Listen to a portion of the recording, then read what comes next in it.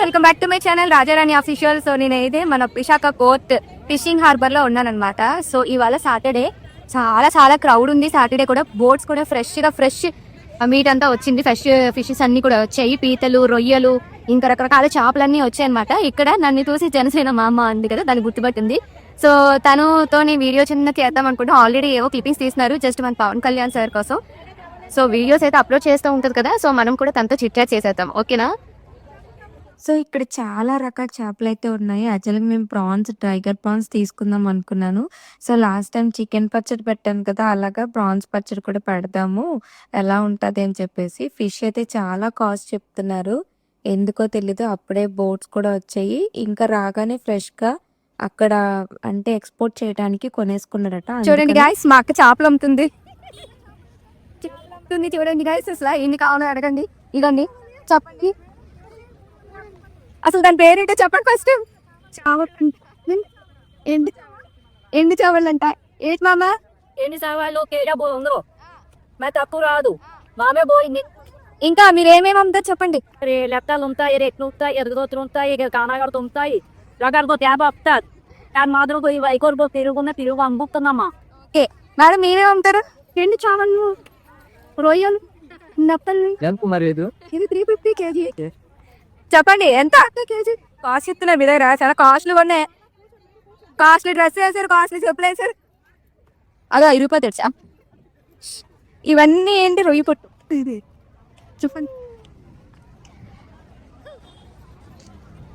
Hey hello, so మేమైతే fishing harbour లో ఉన్నాము. సో జనసేనకి ఈ వయసులో కూడా తనంత ఎఫర్ట్ పెట్టి ఫుల్ గా కంటిన్యూ గా ఎప్పుడు అప్డేట్స్ ఇస్తూ ప్రజల కోసం తన సమాచారాన్ని అక్కడ బోట్ లో జరిగే, ఇక్కడ జట్టిలో జరిగే ప్రతి సమస్యని మన డిప్యూటీ సీఎం వారి వరకు తీసుకెళ్లి మేము ఎంత కష్టపడుతున్నాం ఏంటి అని వాళ్ళ వన్ మెన్ ఆర్మీ లాగా తను అంతూ సహాయం అయితే ఎప్పుడు చేస్తుంటది. సో జనసేన మామతో కాసేపు మాట్లాడదాం. తన లైఫ్ స్టైల్ ఏంటి, తన ప్రొఫెషన్ ఏంటి, ఈ బిజినెస్ అంతా, తన టైమింగ్స్ అన్ని తెలుసుకుందాం. మామ ఎలా ఉన్నావు? బాగున్నాను తల్లి, నీ అసలు ఐ లవ్ యూ తల్లి. Love you to.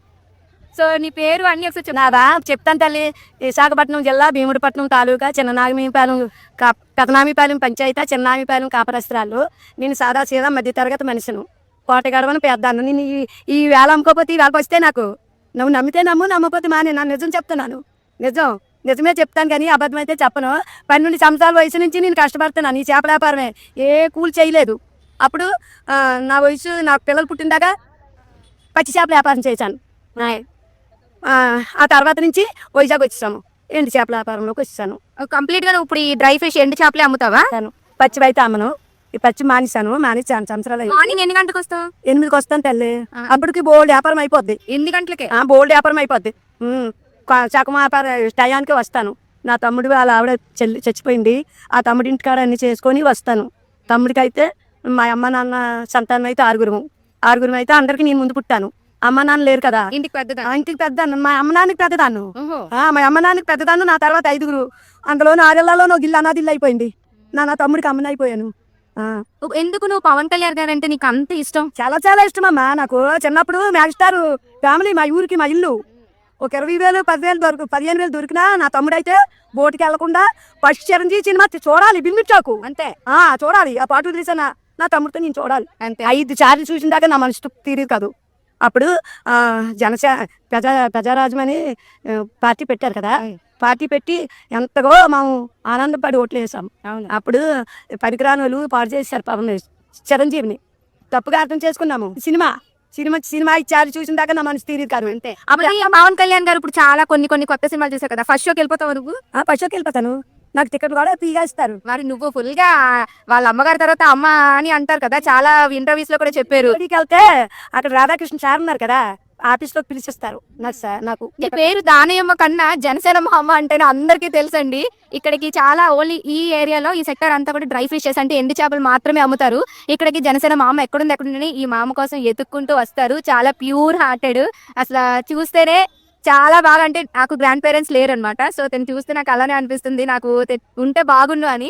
సో అంత అలా నేను జ్ఞానపాదర్ను, ఐ లవ్ యూ టు. జానపద అంత ప్రేమ అభిమానాలు చూపిస్తుంది అనమాట. వచ్చిన వాళ్ళందరితో కూడా ఎంత చక్కగా మాట్లాడుతుంది.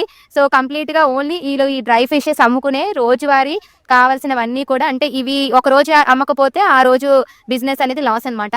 అంతకు మించి తినేంత వైరల్ కదని ఎటువంటి ప్రమోషన్స్ కానీ అలాంటివి ఏమీ చేయరంట. ఓన్లీ కంప్లీట్ గా ప్రజల సమస్యలను తెలుసుకుని పవన్ కళ్యాణ్ సార్ వరకు తీసుకెళ్లటమే ఆవిడ మెయిన్ మోటో.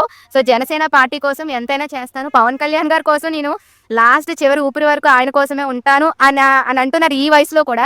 మరి పవన్ కళ్యాణ్ గారికి బాగోలేదు కదా, మరి నీ ఈ వీడియో ద్వారా ఆయనకి ఏం చెప్తావు?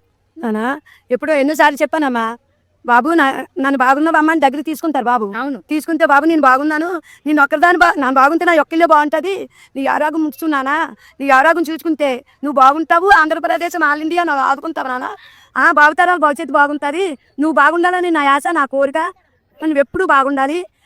నేను ప్రతి ఆంధ్రప్రదేశ్లోని ప్రతి అమ్మకి ఆశీస్సులు నీకు ఉంటాయి, భగవంతుడి ఆశీస్సులు నీకు ఉంటాయి నాన్న, మేలు అంతకు మించి నా ఆశీస్సులు నీకు ఉంటాయి నాన్న అనేసి. ఇంత ప్రేమ అభిమానం ఏ యాక్టర్ మీద నాకు తెలిసైతే ఉండదండి. ఇంత డైహార్ట్ ఫ్యాన్. ఆయనకు బాగాలేదని ఈమె 7 కొండలు ఎక్కి వెంకటేశ్వర స్వామిని దర్శించుకొని కలియుగ దేవుణ్ణి ఆయన కోసం ప్రార్థన చేసింది, ప్రే చేసింది. ఆయన సేఫ్ గా ఉన్నారు, ఆయన హెల్త్ రికవరీ స్టేజ్ లో ఉన్నారు, కమ్ బ్యాక్ అంటూ రెడీగా ఉన్నారనమాట. ఇలాంటి తల్లుల ఆశీస్సులు ఎప్పుడు ఆయనకు ఉంటాయి. మాలాంటి చెల్లెళ్ళు ఎంతమందో ఉన్నారు. నాకైతే ఇప్పుడు వరకు నేను పవన్ కళ్యాణ్ సార్ని కలవలేదు, కలిస్తే మాత్రం నా మనసులో ఒక డైలాగ్ ఉంది, చెప్తాను. ఇగో ఈసారి వెళ్ళినప్పుడు నన్ను తీసుకెళ్తావా? మరి నన్ను తీసుకెళ్తావా అని అడగకూడదమ్మా. దేవుడు తిరుపతి వెళ్తున్నాం కదా, తిరుపతి వెళ్తే అందరికీ దేవుని నీళ్ళు కనిపించలేదే. భగవంతుడికి మనము మనం ఎంత భగవంతుడిని ఏడుకుంటున్నామో మన మనసులోను భగవంతుడు వాళ్ళకి కనిపిస్తారు కానీ అందరికి కనిపించాడు దేవుడు. దేవుడి దర్శనానికి నువ్వు ఎదురు చూడాలి, తప్పకుండా కలుస్తావు అంతే. పవన్ బాబు మనిషై మానవుడై నరుడై నారాయణుడై ఈ ఆంధ్రప్రదేశాన్ని ఆదుకునేందుకు వచ్చి ఉస్తాద్ భగత్ సింగ్ అమ్మా. ఉస్తాద్ భగత్ సింగ్ 6 అడుగుల బుల్లెట్. అది నీ స్టైల్లో చెప్పు. నా స్టైల్లోనా? పవన్ బాబుకి అయితే కొనిదాల కళ్యాణ్ కుమారి, కళ్యాణ్ పేరు. అవును, వాళ్ళ నాన్న నిజాయితీని బాబు. మా ఆడు కూడా కష్టాలను సుఖాలు ఆడుకొనే ఎదుర్కొనే ఎక్కాడు చిరంజీవి. ఒక్కొక్క మెట్టు ఎదురించుకొని మంచి పేరుని అందుకొని ఆ కుటుంబాన్ని కూడా మంచి కళాకారులుగా, మంచి మనుషులుగా అందరూ మంచాలే.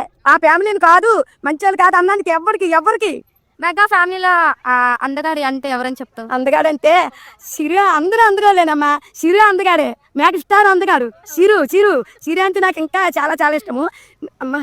పవన్ బాబు అయితే పవన్ బాబు 2 సార్లు ఓడిపోనా పక్కకి వెళ్లకుండా ఎన్నో ఇబ్బందులు అయ్యాడు, ఎన్నో ఇబ్బందులు పడ్డాడు, ఎన్నో మంది అడ్డంకులు తెచ్చారు. ఆ అడ్డంకులు ఎదుర్కొని అవి ఏం వచ్చినా కష్టాలు సుఖాలు అన్నీ వస్తాయి, అది దాటుకుని వచ్చిన వాడే కదా వీరుడు. సో పవన్ కళ్యాణ్ అలాంటి వీరుడు అనమాట. మెగా ఫ్యామిలీలోనే అందమైన హ్యాండ్సమ్ హంగ్ ఎవరంటే ఓన్లీ పవన్ కళ్యాణ్ గారు.